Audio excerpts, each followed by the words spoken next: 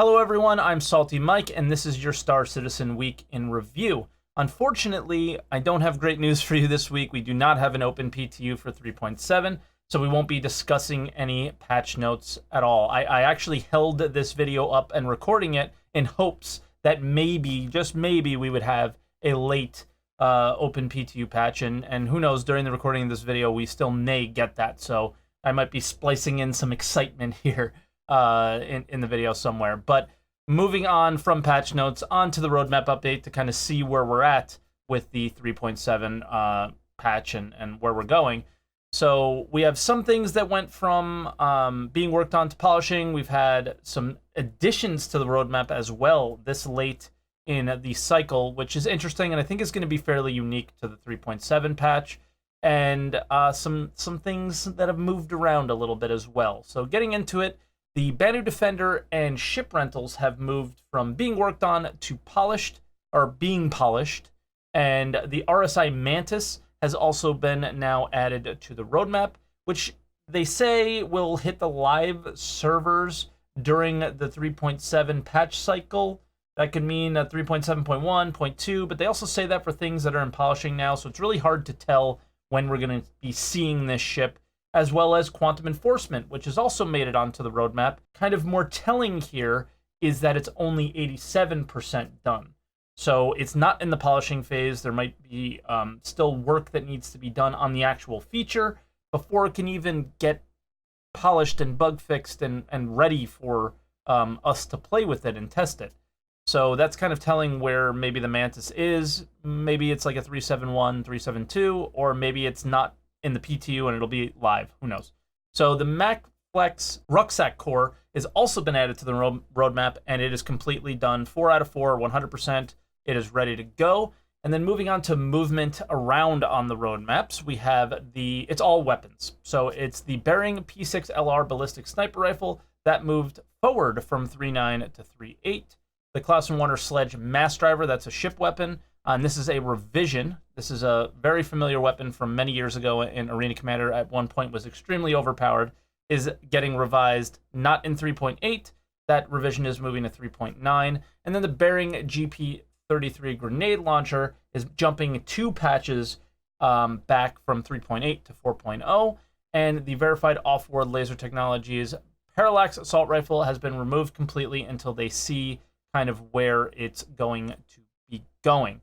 I would like to see more from Roadmap Roundup here in the future about just when they add additions to the roadmap, kind of let us know the progress that they've made, perhaps, as well. I think this is a great addition to their open development, and I've really been enjoying it. And it really makes understanding what's going on with the patch cycles a lot easier. And I think they could do a little bit more and make it a little bit better. But yeah, moving on to the video content, we had Inside Star Citizen and Star Citizen Live this week.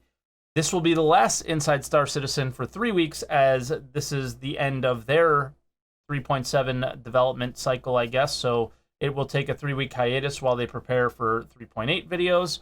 And they started out with a Banu Defender highlight, and I think it looks pretty good. The video was actually quite dark. I'm not a huge fan of the aesthetic. I don't know what I feel about it. I expected something like massively different for the Banu from just the way all the other ships work, and it still feels somewhat familiar to me. It doesn't feel as alien. So just, I don't know. What do you guys think? Let me know in the comments below. It's like I like it, but I have that feeling like it doesn't feel alien enough. So yeah, let me know what you guys think. I'm really curious about that. And then we got some updates on my most exciting and the thing that I'm looking forward to most in 3.7, and that's the mission sharing update. So we finally have the ability to share missions, and one of my good friends, Luke Presley, gives a great update and explanation on it. Mission sharing is important for many reasons. One of the most important things I can think of is that we have multi-crew ships, and if crew on board your ship cannot see the same things that you're seeing, then you have to communicate like verbally, which is not ideal. It also means we can create so many more in-depth missions or even just harder missions, and the rewards are shared equally between everyone. The reputational rewards are given to the individuals without sharing, without splitting that up. I'm so excited to jump in and try this with my friends, but in general, the really cool thing isn't actually, for me, at least it's not splitting of the money necessarily, it's how it affects your reputation for the players. I think that's a really, really cool thing. And then Luke jumps right into some additional law system updates from 3.6. Moving on to 3.7, they said they were still going to iterate on it, and we get some pretty cool updates here as well. You are prohibited from landing at this vicinity. So for 3.7 we're introducing restrictions to various landing zones based on your crime stat.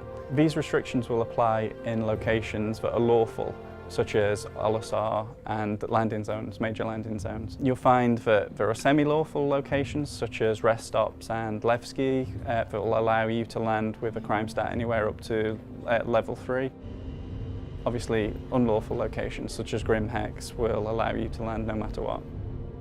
And the reason we're doing this is because we want to make criminals have to live life on the run. You'll find that lawful stations, such as LSR and landing zones, will turn you away if you have a crime stat of 1 or more. You can obviously still land there illegally if you want, or leave your ship floating outside and get into the station that way. But you just won't be able to store your vehicle there. So we've added a new mission for level 5 wanted criminals. The reason we're doing this is because we had a lot of feedback that, once you get to level 5, that, there was nothing to do. The mission is you are basically given various reasons to go out and hunt the Navy. The Navy's hunting you at the same time. The mission's repeatable. Obviously, if you have Crime Stat 5 friends, they can share that mission with you. You probably will need to share this mission because it is so difficult. You will also be being hunted by bounty hunters at the same time, so good luck to you. So like I said earlier, it's probably not exactly what pirates are looking for in terms of the gameplay that they're going to take part in as the game grows and gets bigger, but it is something for them to enjoy right now. And I think that's a nice thing to do for 3.7. So something that I've been discussing that I'm not a huge fan of, or I'm a fan of, but I would have liked to see more for 3.7, is the weapon attachments. So we're getting our final look with that in this 3.7 Inside Star Citizen update. So check it out. So today we want to take you through the new weapon attachments coming out for 3.7. Just keep in mind that these are a work in progress, but we're wrapping up on them right now. Here we've got the compensators. You'll notice that all of the barrel attachments do come in 3 sizes. As a general rule for the barrel attachments, we have the size 1 for smaller caliber weapons like pistols and SMGs. The size 2s we use on rifles, LMGs and sniper rifles. And the bigger size 3 one we have for shotguns. These 3 here, these ones are used for ballistic weapons only. We have the energy stabilizers here. We've got 2 sets of silencers, one for energy weapons and one for ballistic weapons. And we have the flash hiders as well. These are our 2 underbarrel attachments. We have a laser pointer and we have a flashlight here. So we've reworked these because the previous art was actually just kind of like a quick implementation to get in, to actually get the functionality working and get everyone playing with them. This is a brand new set of art, and we've added 2 more options in as well for some additional magnification options and styles. Pretty cool stuff. I obviously have said before in other videos, and I'll just quickly say it again, I would have loved to see some like underbarrel stuff for like recoil reduction and things like that. And I think we will see that stuff in the future. But the flashlights and the lasers were actually a bit of a surprise, and I can't wait to just flash my flashlight in everyone's eyes and be incredibly annoying during this patch cycle. But they also show the flashlight in action in a little demo here, so check that out. So what we've got now here is we've got the P4AR. We've put a silencer on it, we've put a flashlight attachment on it, and we've put the new 4x scope on there as well.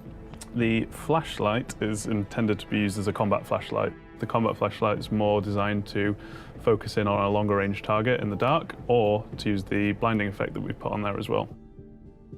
This is our kind of like first pass on the blinding effect, so you get a nice corona there, which makes you a little bit more difficult to see when you're in a combat scenario. We also have the suppressor as well, which at the moment is mostly an audio change. This weapon and all of the other weapons, in fact, will have brand new audio for the suppressor firing sounds. That was a pretty nice demo. I would have liked to see the laser demoed as well. Looking forward to trying that out, as well as the silencer gameplay is something that's kind of interesting to me. Like, is there a point of using it? So going down to a bunker, if you use a silencer, do the other NPCs hear your shots, or is that for maybe some future gameplay later down the line that isn't quite ready to go yet in terms of the AI, or just, you know, shooting on planetary bodies and stuff like that. We also had a new pistol, the Salvo Frag pistol, which is much like the Coda pistol in terms of its damage capability, but it also comes with a new type of firing mode, I guess, that will actually break the round into pieces. So you have like a little mini shotgun, which is really cool. So it's also very alien looking, very cool. And I feel like it's going to be part of the meta for this patch in terms of the pistol that you will want to bring with you wherever you go as your secondary weapon. So, yeah, pretty cool. Looking forward to that. We also have a new customizer, or an update to the customizer that's coming in. That looks like it's going to be a lot simpler, a lot easier to use. Basically, you click around the screen or click around a head and choose certain things like your eyes, your ears, your cheeks, your mouth to adjust, and you pick the other head, and it's a lot easier to, instead of scrolling through a bunch of heads, you just click a button and it kind of maneuvers through them, and there's a slider bar. It's much simpler to use. So I like the fact that they're working on the layout. Unfortunately, we don't have any additional heads to add to the list, it looks like, from this video at least. So I think the idea here and the plan here was, let's figure out the layout and how it's going to work first, and then add everything in later. So I'm hoping in future updates that we'll see more, I guess, making it more robust for future updates in terms of the capabilities that we have now that they have an idea of how they want to display it to us. Now, something that's still in my mind a little bit controversial is ship rentals, and we get a really kind of in-depth update here about how they plan to use them in the PU. So check it out. We've already got the ability to earn UEC and buy ships within the game, but we've added one more feature this quarter that's going to allow you to rent them for a short period of time. So we've got a few different rental periods for you guys that should allow you to tailor your rental of the ship to the gameplay needs that you guys have and for the time that you need it. We've got a 1 day, a 3 day, a 7 day, and a 30 day currently. It's real world time that you guys are going to be running these for. So you get it for the entire time. Ship insurance is covered just as normal. This will be expanding as we get more of our loss system and our rental system up and running. Now, longer term, I feel like if you want to try out a ship before you buy it, maybe just having like an Arena Commander sim pod inside of a store that you would go to buy ships, you can kind of try them there. And we're going to discuss Arena Commander a lot more later in the show. And I think it would fit really nicely in with the whole rental idea, where you can probably remove it all together. But a lot of people do feel that rentals are needed. I just don't happen to be one of them. I think you can definitely accomplish later down the line your rental goals with Arena Commander.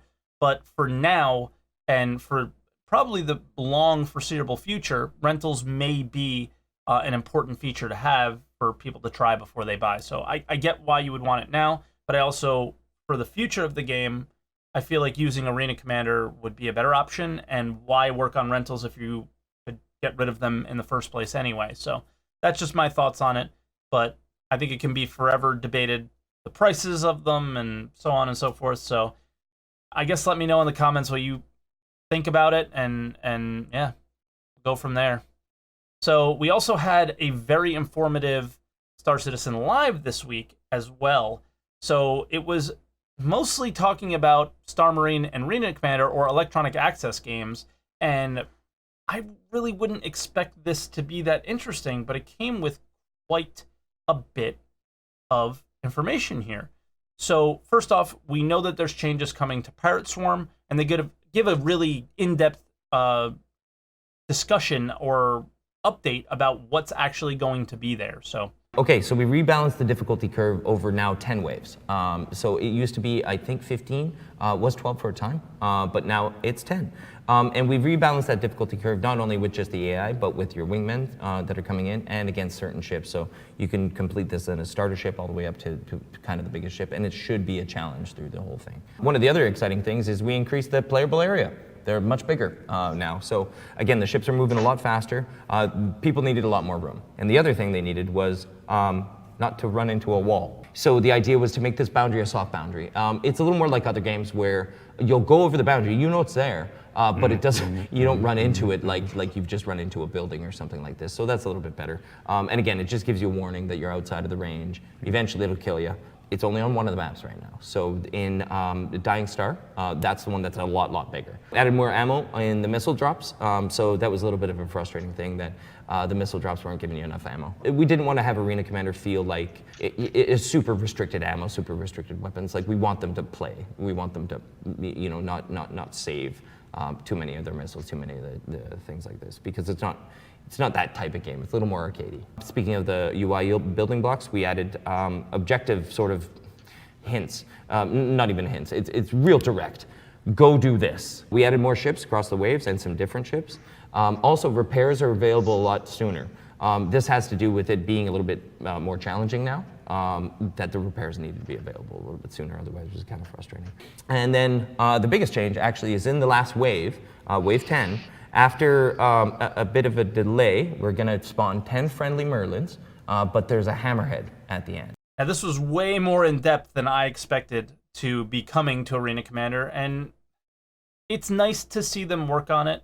And I think it would be great to see Arena Commander kind of come back and be a bit more exciting. And I think they have some plans for that in the future, and we're going to discuss that in just a second here. But moving on to Star Marine, they discussed what FPS scanning might be like.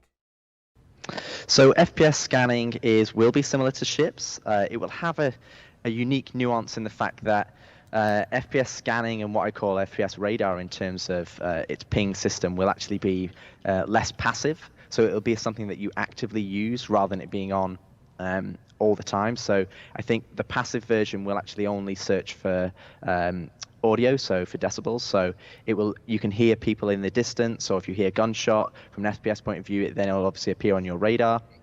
But if you actually actively ping, that will then track the other emissions, so you'll get EM and IR, and then eventually later down the line, as we start to work towards armor gameplay, then that's when armor will start to give off those emissions and things like that, and then you can bring in different components in terms of different levels of FPS radar, in terms of FPS scanning. And obviously FPS scanning will have similar functionality. You'll be able to select or highlight over a target, and then that will give you more information on that target, loadout, and so on and so forth. So the plans are that we want the FPS and the ships to feel like the similar experience. We don't want you to get out the ship and it's a totally different experience than when you're in the ship. So we want to have that kind of holistic approach, that approach where you feel like everything's connected, that all of these disparate systems are playing together for one, unique experience. So that's kind of the overall idea for FPS radar and scanning, but that's something that we'll be working on absolutely in the future. Now, personally, I can't say that I'm a fan of the radar mechanic in Star Marine as a I guess like a standalone game, but for the PU, having a radar definitely makes sense. Being able to scan rocks and just not just other players is probably a very important feature to have. So the idea of it working more like the ships means it's a lot less work for them. It's familiar to us, so it does make some sense to me. But I think this is one of those maybe sort of polarizing subjects that you guys might want to discuss in the comments as well. So let me know what you think, because I know that the radar is kind of it's almost a huge advantage of knowing that somebody's coming when you can't see or really hear them anyway. I think using your ears instead of your radar being your ears, because if it just uses audible noises to detect where people are, why don't you put a little bit more skill into the passive radar instead, and remove that altogether, and then maybe use this scanning radar, searching for EM signatures, as something that pumps your EM signature out as well. So there's an advantage and a disadvantage there. I think using your ears is a skill of saying, okay, I hear footsteps to my left. There's likely a guy coming around the corner rather than, you know, your radar just doing it for you. I think it makes it a little too easy. So the future of electronic access. This is something that I didn't think I cared about, and then they explained it like this. There's so much lore in the game. Why not use it in electronic access? And here are their thoughts and how they want to implement that. This is one of the more interesting changes to Star Marine that I think is that we're starting to build, I guess, scenarios or situations that are reflective of moments in our lore. Why don't we make this less about a game where it's like, okay, log in, get your ship, kill 10 waves, see ya. You know, it's just not as compelling when we have as much lore that we have. So I'd really, really want to be telling kind of scenario-based stories. And what this makes is something that's a little more. You can set it up to be like an objective-based game mode where it's actually telling stories from the lore. Exactly. Exactly. So I would say that a cooler thing would be modes like. Trying to board or do something like that where you've got to disable ships. And again, if we could tell a scenario where it's disable the ship, board the ship, go through the ship, whether it's fighting AI within the ship or fighting other players, I think that's a more interesting thing than just dropping the interior of a ship on and then fighting. Right. So instead of using something like a Caterpillar or a Hammerhead or an 890 jump for deathmatch, right? You're talking about considering something like an entirely new game mode specifically to practice breaching, specifically to practice flying through, getting through the ship and taking over. And maybe get away from game mode and think scenario. Like I said, this excites me so much. I think this is a great way to revive Arena Commander, to revive Star Marine, or to just revive electronic access altogether. Maybe the games won't be so separate in the future and it's just different scenarios. It's the way for orgs to practice different scenarios. Obviously this isn't anything that's coming super soon, but the ideas that they have for it, I think, are like right on point. Super excited. Obviously there's gonna be small steps to get to the really exciting stuff, like some of the scenarios that they're mentioning in the video, but I love it. So again, this video was really jam-packed with information, and I want to run through it all, but guys, I don't want the video to be 2 hours long, so I'm just going to run down a list of some of the things that they discussed on the video that I thought were important as well, but I'm not going to splice in their conversation because it will just bloat the video, and it'll probably get quite boring for you, I would think. So Broken Moon is going to get bigger, as well as we heard that Dying Star is going to get much larger. There was just some issues with the scaling. They're also planning on designs to work together rather than just doing reworks for everything. So they're going to use Arena Commander and Star Marine for designs like medical gameplay and the like. But making sure that medical gameplay interacts with all of the other features of the game. They're really heavily focused on that, and that's really important because there's been a lot of reworks in the past, and it seems like they're trying to avoid them as much as possible. They kind of slipped on something, and at 3.8 we should finally see some animation speed ups. As most of us know, they are quite slow and tedious and frustrating. The new Doctor map was built out for the purpose of spawning NPCs in mind for some of these scenario things, and they just didn't want to hold up the map when they can kind of throw some deathmatch gameplay in there for us and have us enjoy it. Multi-crew grouping in Arena Commander is already designed and thought up. We should be getting it in the near future, where you can crew other multi-crew ships in Arena Commander and enjoy them with your friends. So like doing pirate swarm waves in a Caterpillar with your friends in the turret is a very nice feature addition to Arena Commander. Jump assist will be a thing. So if there's something in, let's say, a cave that you can't quite reach, you can use jump assist, which would basically be taking your EVA suit and using it to assist you in a jump, like a little booster. It can get you to a higher place that you normally couldn't get to. Sadaball, they have no updates because it doesn't really apply to anything they need right now, as well as it would they think honestly that for the push and pull mechanics it would make it more difficult to do rather than easier to do. So it's going to happen eventually, but obviously no updates for the foreseeable future. And finally, they're taking a look. They're talking into like doing some Arena Commander and Star Marine stuff with atmospheric flight as well as ground vehicles. So keep an eye on CitizenCon. I think that was a little bit of a leak as well, from Sean Tracy, who loves to talk about this kind of stuff. So I think he kind of gave a little more information than he was supposed to. So keep an eye out at CitizenCon for something like that. Moving on to the miscellaneous stuff for the week, we had Ship Showdown, which is this interesting thing of voting against one ship versus the other, and I don't know. It seems to be pretty fun to see what people like versus what they don't. I found it really funny to see the 890 jump lose to the Dragonfly. But let me know what you guys think about Ship Showdown in the comments. I think it's just like a fun little community thing. The RSI Mantis is still not for sale. Now, the Q&A thread was closed 6 days ago, but we also had a dev post that told us to expect an update on Wednesday on the subject from this week in Star Citizen. And then we also, from that post, we have a Game Dev Star Citizen Live this week. Obviously, like I mentioned before, there will not be a Inside Star Citizen for this week and the following 2 weeks after that. And the Game Dev Star Citizen Live is going to be about ship weapons.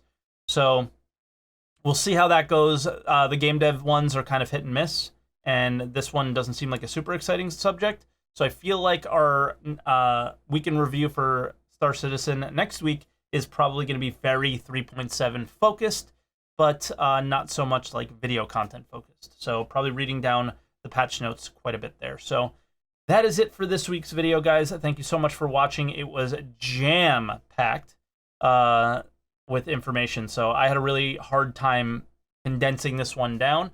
So leave a like on it if you appreciated it, and let me know in the comments what you thought, and make sure you hit subscribe for more weeks in review. Thank you so much for watching, everybody, and I'll see you next week.